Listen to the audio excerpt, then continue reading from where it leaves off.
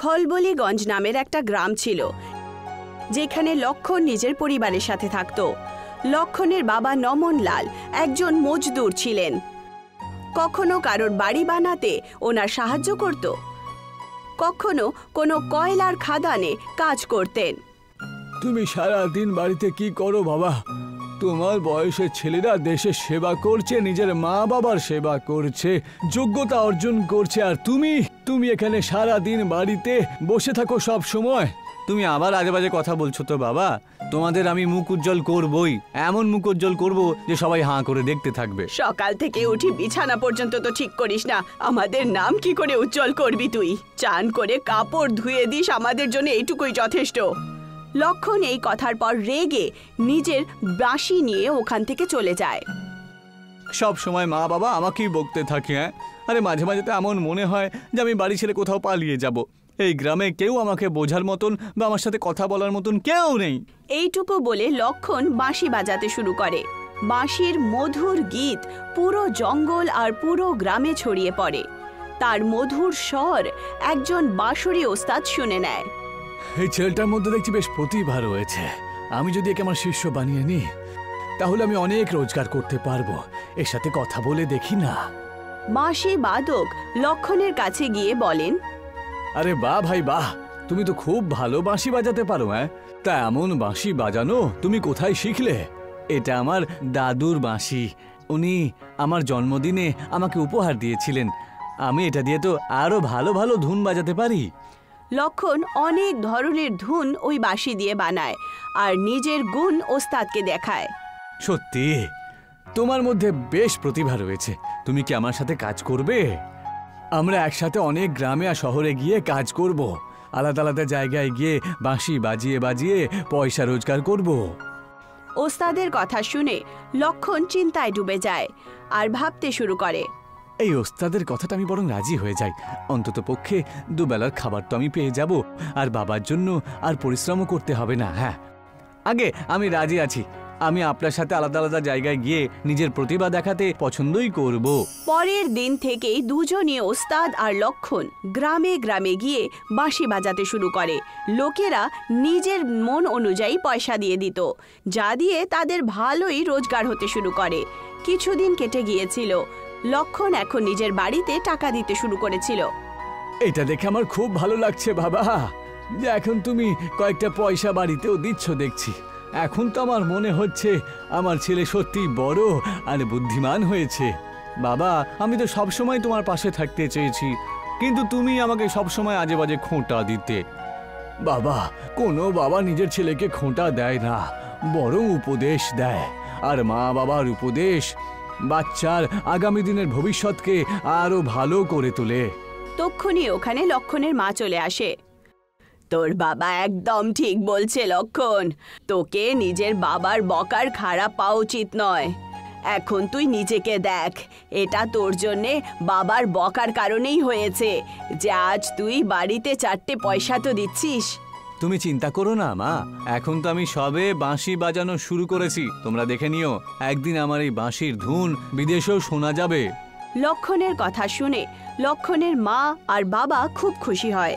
পরের দিন লক্ষণের ওস্তাদ লক্ষণকে বলেন, লক্ষণ, আমার তো মনে হয় যে এবার আমাদের আরো অন্যান্য গ্রামে যাওয়া উচিত, যাতে তোমার এই বাঁশির ধুন চারিদিকে বিখ্যাত হয়ে যায়। আমিও তো এটাই ভাবছিলাম ওস্তাদ। তাহলে ঠিক আছে, কালকে আমরা অন্য গ্রামে যাব। ওই গ্রামে বেশিরভাগ সবাই বেশ আনন্দে দিন কাটায়। ওখানে অনেক পয়সা রয়েছে। আমার পুরো বিশ্বাস যে তোমার বাঁশির আওয়াজের ধুনে ওখানকার লোক একেবারে পয়সা ছড়িয়ে দেবে। নিজের ওস্তাদের কথা শুনে লক্ষণ খুশির চোটে পাগল হয়ে যায়। অবশেষে সে সেটাই চাইতো, যে ও বেশিরভাগ টাকা রোজগার করতে পারে। পরের দিন লক্ষণ নিজের ওস্তাদের সাথে প্রতিবেশী গ্রাম ঝেলমপুর চলে যায়, যেটা ঝিলের কিনারাতেই ছিল। এই গ্রামটা খুব সুন্দর দেখছি ওস্তাদ। আমার গ্রামের পাশে এত ভালো গ্রাম রয়েছে আর আমি এর ব্যাপারে জানিই না। আরে এখনো পর্যন্ত তুমি কুয়োর ব্যাঙ ছিলে ভাই, এখন তুমি কুয়ো থেকে বেরিয়ে এসেছো, সেই জন্য তোমার এই জগৎ এখন অনেক ভালো লাগছে। আপনি একদম ঠিক কথা বলছেন ওস্তাদ। আসল সত্যি তো এটাই যে আমি আমার গ্রাম থেকে কখনো বাইরে বেরোইনি। তুমি চিন্তা করো না লক্ষণ, এবার আমি তোমার সাথে আছি তো। এখন তুমি আমার সাথে ঝিলামপুর গ্রামে এসেছো, সেদিন আর বেশি দূরে নেই যখন তুমি আমার সাথে অন্য দেশে যাত্রাও করবে ভাই। এই সব কিছু আপনার জন্যই হচ্ছে ওস্তাদ, আর এটা আমার নয়, বরং তোমার বাঁশির কামাল। এখন তোমার বাঁশি বের করো আর বাজাতে শুরু করো, আর এই পুরো গ্রামবাসীদেরকে তোমার বাঁশির ধুনে মোহিত করে তোলো। নিজের ওস্তাদের কথা অনুযায়ী লক্ষণ বাঁশি বাজাতে শুরু করে। কিছুক্ষণের মধ্যেই লক্ষণ বাঁশি বাজাতে এতটাই মগ্ন হয়ে যায় যে সে বুঝতেই পারে না যে তার আশেপাশে পুরো গ্রাম একত্রিত হয়ে গেছিল। লক্ষণ নিজের চোখ খোলে, তখন সে দেখতে পায় যে তার ওস্তাদ ওখানে ছিলই না।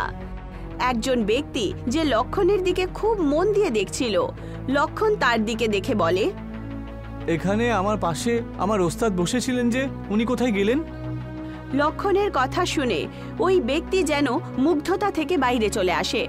আমরা তো জানি না যেখানে কে বসেছিল, আমরা তো শুধু এটুকুই জানি যে আমরা আমাদের জমিতে কাজ করছিলাম, হঠাৎ করেই আমাদের কানে সুন্দর এক বাঁশির সুর ভেসে চলে এলো, আর তারপরে আমাদের পাগুলো হঠাৎ করে এখানে থেমে গেল, বুঝলে? আমি তোমাদের কথাটা ঠিক বুঝতে পারলাম না। এখানে আসার পরে আমার এমন মনে হলো যে আমি যেন খুব ঘুমিয়ে পড়ছি। আমি যে কখন ঘুমিয়ে পড়লাম আমি জানতেই পারলাম না, তুমি বললে বলে আমি জেগে উঠলাম ভাই। সেই ব্যক্তির কথা শুনে লক্ষণ চিন্তায় ডুবে যায়। লক্ষণ সমস্ত গ্রামবাসীদের জিজ্ঞাসা করে, তখন সবাই সেই ব্যক্তির মতোই উত্তর দেয়।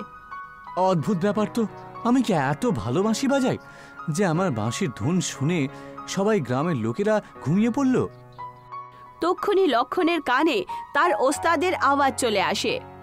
তুমি একদম ঠিক কথা বলেছো লক্ষণ, তুমি এতটাই ভালো বাঁশি বাজাও, বুঝলে? চলো এবার যাই এখান থেকে। কিন্তু ওস্তাদ, আপনি কোথায় গিয়েছিলেন? আর আপনি তো বলেছিলেন যে এখানকার লোকজন আমাকে অনেক পয়সা দেবে, কিন্তু এরা সবাই যে ঘুমিয়ে পড়ল। এইসব কথা আমি তোমাকে পরে বলবো, এখন এখান থেকে যাই, চলো। কিছু দূর গিয়ে ওস্তাদ কিছু টাকা লক্ষণের হাতে দিয়ে দেয়। এটা কি ওস্তাদ? এটা তোমার বাঁশি বাজানোর পয়সা গো, যেটা আমাকে ঝিলামপুরের গ্রামের প্রধান মশাই দিয়েছেন। যখন তুমি বাঁশি বাজাচ্ছিলে তখন গ্রামের প্রধান আমাকে ডেকে পাঠায়, পরের দিন আমরা অন্য গ্রামে যাব। সেই দিনের পর ওস্তাদ লক্ষণকে অন্য গ্রামে নিয়ে যেত, আর লক্ষণের বাঁশির ধুন শুনে সমস্ত গ্রামবাসীরা ঘুমিয়ে পড়ত। আর কিছু দূর গিয়ে ওস্তাদ লক্ষণকে কিছু টাকা দিয়ে দিত। লক্ষণের পরিবারের লোকেরা খুব খুশি হয়ে গেছিল। লক্ষণ এখন রোজ রোজ টাকা রোজগার করে আনছিল।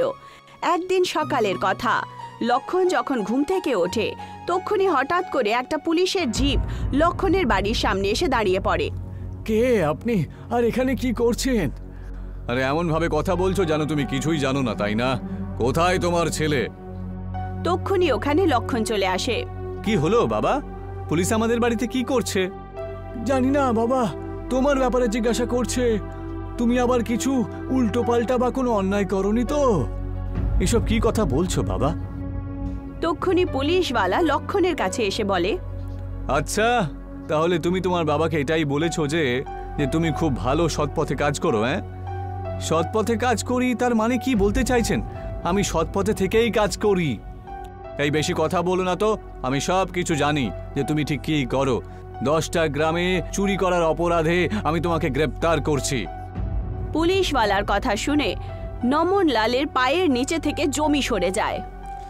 আপনি কি কথা বলছেন বাবু? একদম ঠিক কথাই বলছি আমি। আপনার ছেলে বাঁশি বাজায়, আর এই বাঁশির ধুন শুনে গ্রামে সবাই একেবারে ঘুমন্ত অবস্থায় চলে যায়, আর তার সুযোগ নিয়ে এই গ্রামের সবার সিন্দুক খুলে নিয়ে তাদের ধনসম্পদ সব আর রুপিয়া লুট করে নেয়, বুঝলে? আরে আমার উপর এটা অপবাদ দেওয়া হচ্ছে, আমি এমনটা কিছু করিনি। তুমি কি করেছো আর কি করনি এর উত্তর তোমাকে থানায় গিয়ে দিতে হবে। আমার কথা বিশ্বাস করুন, আমি চোর নই। আমি চাইলেও তোমাকে বিশ্বাস করতে পারবো না লক্ষণ, কারণ তোমার বিরুদ্ধে একজন বা দুজন নয়, বরং 10 জন গ্রামের লোক প্রমাণ দিয়েছে।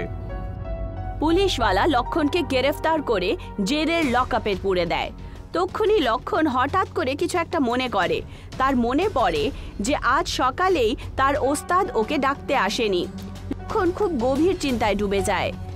তার মনে পড়ে যায় যে কিভাবে যখন গ্রামবাসীরা ঘুমিয়ে পড়ে তখন ওস্তাদ কিছু সময়ের জন্য গায়েব হয়ে যেতেন আর লক্ষণকে সঙ্গে সঙ্গে যেতে বলতেন। লক্ষণ কাঁদতে কাঁদতে পুলিশওয়ালাকে বলে, আমি বুঝতে পেরে গেছি ইন্সপেক্টর বাবু, যদি আপনার কথাটা ঠিক হয় তাহলে চুরিটা আমি নয়, বরং আমার ওস্তাদ করেছে। কে ওস্তাদ? কিরকম ওস্তাদ? গ্রামের লোকেরা তো কোনো ওস্তাদের কথা বলেননি। আমার কথা বিশ্বাস করুন, আমি তো আজ পর্যন্ত এই গ্রাম থেকে বাইরে বেরোইনি কখনো। আমার ওস্তাদই আমাকে অন্য গ্রামে নিয়ে যেত, আর আমি যখনই বাঁশি বাজাতাম তখন লোকজন ঘুমিয়ে পড়তো, তখন ওস্তাদ উধাও হয়ে যেত। যাই হোক না কেন, মনে হচ্ছে এই চুরিগুলো উনিই করেছেন। পুলিশওয়ালা লক্ষণের দিকে খুব মন দিয়ে দেখতে শুরু করেন। লক্ষণের চোখের জল বলছিল যে লক্ষণ যাই বলছে সে সব কিছু সত্যি। তোমার ওপর আমার মায়া দয়া আছে ভাই, তোমার চোখের জলই বলছে, কিন্তু তুমি এটা কেন বোঝো না যে সমস্ত সাক্ষী যে তোমার বিরুদ্ধে রয়েছে, আর তোমার ওস্তাদের কোনো পাত্তা পর্যন্ত নেই যে। পুলিশওয়ালার কথা শুনে লক্ষণ উদাস হয়ে যায়। 2 দিনের পর ওই পুলিশ স্টেশনে একজন বড় অফিসার আসেন। হঠাৎ করে তার চোখ পড়ে লক্ষণের দিকে। ওই বড় অফিসার পুলিশওয়ালাকে বলে, এ তো সেই বাঁশিওয়ালাই তাই না, যে 10টা গ্রামে চুরি করেছে? আগে স্যার, এ সেই বাঁশিওয়ালা। পুলিশের বড় অফিসার লক্ষণের দিকে তাকিয়ে বলে, তোমার বাঁশির ধুন আমাকে শোনাও তো দেখি। সেই পুলিশ অফিসারের কথা শুনে লক্ষণ বাঁশি বাজাতে শুরু করে। কিছুক্ষণ পর সেই পুলিশ অফিসার লক্ষণের বাঁশিতে মনমুগ্ধ হয়ে যান। তুমি সত্যি খুব ভালো আর খুবই সুন্দর বাঁশি বাজাও দেখছি, তাহলে তুমি এমনটা কেন করেছো? লক্ষণ কাঁদতে কাঁদতে আবার বলতে শুরু করে যে সে এরকম কিছুই করেনি।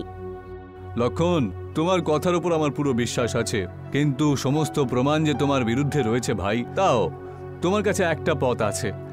কোন পথ?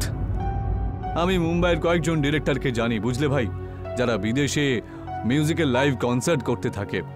আমি তোমাকে ওখানে কাজ দিতে পারি, বুঝেছ, কিন্তু তোমাকে কথা দিতে হবে যে তুমি তার থেকে যে ধনসম্পদ পাবে সেই সমস্ত ধনসম্পদ ওই গ্রামবাসীদেরকে তুমি বিলিয়ে দেবে যাদের পয়সা আর গয়না চুরি গেছে। পুলিশ অফিসারের কথা শুনে লক্ষণ খুব গভীর চিন্তায় ডুবে যায়। ঠিক আছে, এতে যদি আমি নির্দোষ প্রমাণ হতে পারি আর আমার বাঁশির ধুনে যদি গ্রামের লোকেরা সাহায্য পেয়ে যায়, তাহলে আমি রাজি আছি।